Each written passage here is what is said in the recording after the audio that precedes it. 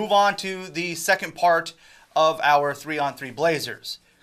The past 2 seasons, the Blazers started poorly, needed strong finishes to the season to fight their way back into the playoffs. Portland hasn't started as poorly this season. They're 23-21 after 44 games, but they're not playing as well as many Blazers fans had hoped for, and the perception of the team by many is mediocre. So after watching the first half of the season, what do you think is more likely for the Blazers? A second half surge or swoon?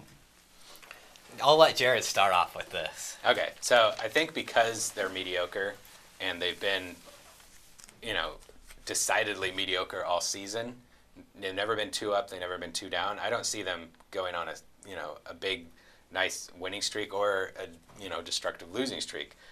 They haven't won more than 3 games in a row this season. Mm-hmm. They haven't had a losing streak longer than 5 games. And so I think they're going to stay right about where they are. I think they're going to be around 500 the rest of the season. So their record against good teams, they're 9-16 right now against teams that have a record better than 500. So I don't think that sets them up to make some kind of impressive run like we've seen the last 2 seasons. If you remember back to last year when they had that really nice, run at the end of the season to get into the playoffs, they beat a lot of good teams, along the way.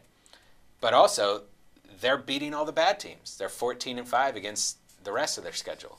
And so I don't think that they're going to go on a big, long losing streak either. So I think that this is an incredibly boring answer. And I think that the Blazers are kind of a boring team right now. That's exactly what I was going to say. But I think this is what they're going to be for the rest of the season. I think if we put up our answers next to each other, they're going to say pretty much the same crap. Yeah. And that's it. We're watching that's a mediocre what it is. team. It's crap. It is what it is. They're playing the way that they're playing. Yeah. And it's an average team.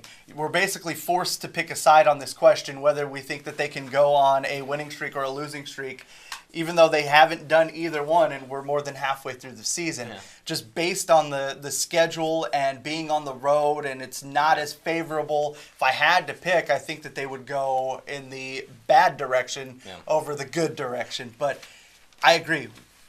We've figured out what this team is. We know what their identity right now. And unless something dramatic happens, this is the type of wave we're going to be on until the playoffs. I agree with you. You said we had to pick one or the other. Well, I didn't. When we answered the questions online, I just disregarded. But I agree with you. If I were to pick one direction, if I had to pick one, I think they would more likely go backwards than they would. Is it because of the schedule?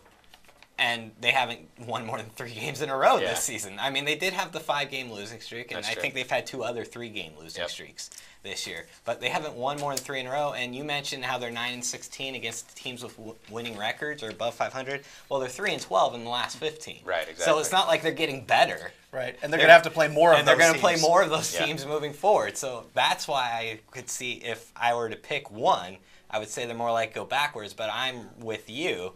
I think they're going to just be within a couple games of 500, and we'll continue to see these 3-game winning streak followed by a 2-game losing streak, followed by a win, followed by a 3-game losing streak, and it'll just go back and forth and ping-pong away. The only way I could see it being different is if they make some kind of significant move at the deadline. I don't think a minor move, I don't think a move to get under the luxury tax is going to make one difference, one way or the other, but if they make a significant move, kind of like they did last season when they brought in Nurkic. Sure. if they trade C.J. McCollum, something will change. Just poking the bear, man. Okay.